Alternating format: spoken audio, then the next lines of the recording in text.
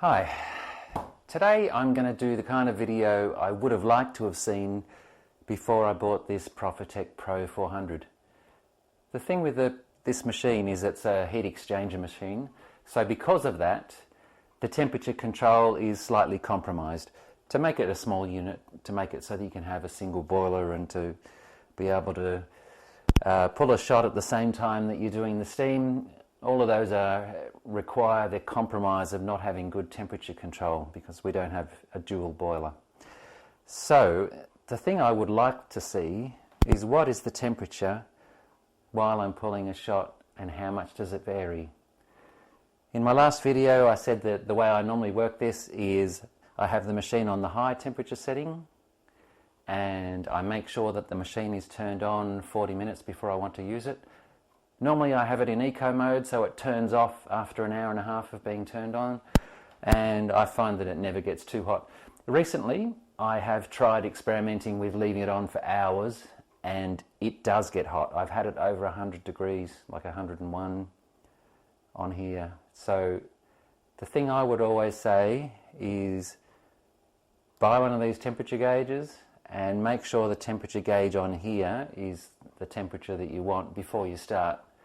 And what I've found is because the flow rate is fairly slow as it goes through the puck, this temperature doesn't vary that much. But having said that, every time I'm doing a shot, I'm concentrating on so many things at once. This time I'm going to point the camera right at the temperature probe, do a few shots, and then we'll have concrete proof of how much the temperature varies as we're using the machine. So that's what I'm going to do. So you can see it shows 92.4. I'm just going to do some water through it and let's see how the temperature changes.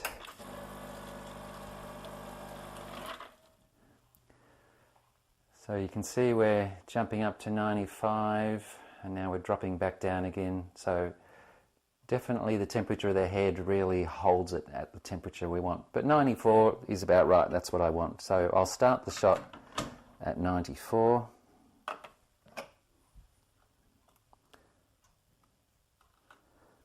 And I have pre-infusion, so we'll see how it goes. We're starting at 94.5.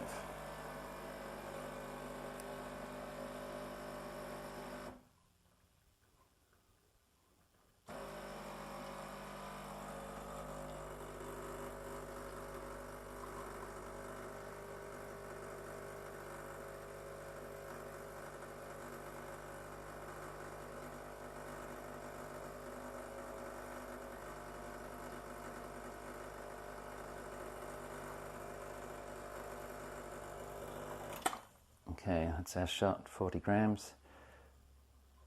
So we started at 94.5, it went up a degree or so, and then it came down a degree or so during the shot. But you can see it's fairly consistent. And because of the location of the temperature probe, it's where the water is just before it goes through the bed of coffee, so I think that's really good location, good temperature. A video by Whole Latte Love had a SCASE machine on here to measure the temperature coming out, and they said that this was a very good indication, so that's what I'm going with.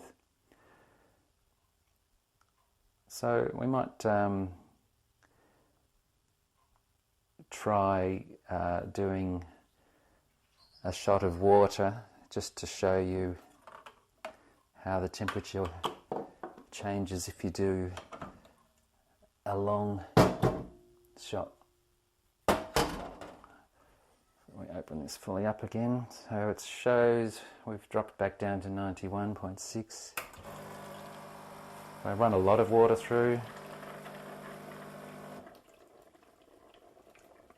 Goes up to 94, 95.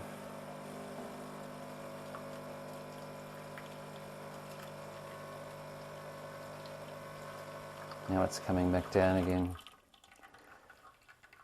So you can see temperature does vary quite a bit, but with the resistance of the shot in here, the flow rate is fairly slow, and I find that provided you start at the right temperature, it's not going to vary much from that starting temperature, and provided the machine is all nice and warmed up. Anyway, we might give it another shot so that we've got something else to compare it with. This time I won't do the cooling flush before I start. I'll just go straight away because it's already showing the right temperature, 94.2.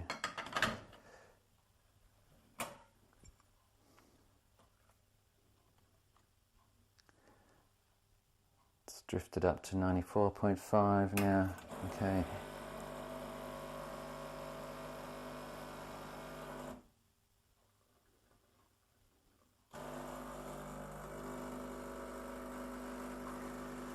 Up to 96.9, 97. I'll reduce the flow a bit. 97.2. 7.3. 97, 96.8, 96.5. So that's our second shot. Slightly more variation in temperature there.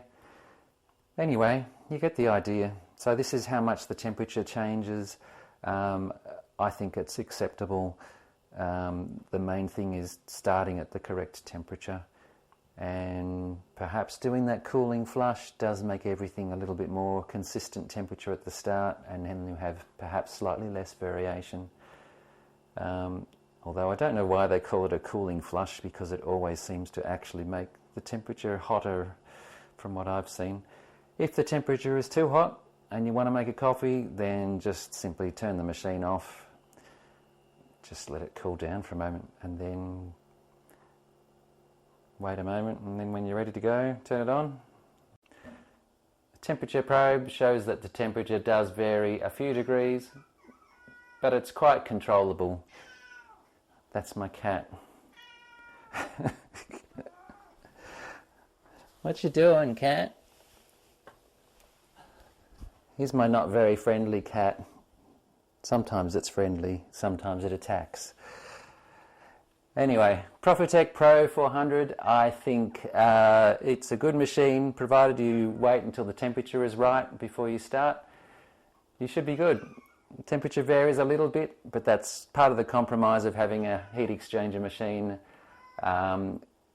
It looks like perhaps a cooling flush before you start is a good idea, and otherwise I think it's a great machine.